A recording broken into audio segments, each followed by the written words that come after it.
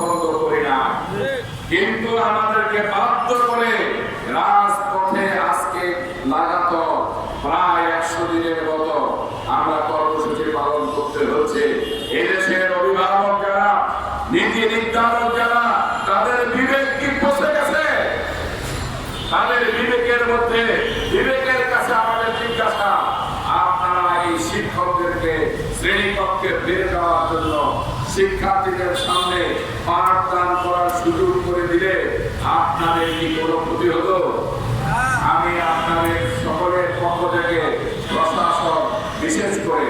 মাননীয় প্রধানমন্ত্রী, শিক্ষামন্ত্রী, মন্ত্রী পরিষদের সম্মানিত সদস্যদের কাছে জোর দাবি জানাতে চাই, অনতিবিলম্বে মাদ্রাসা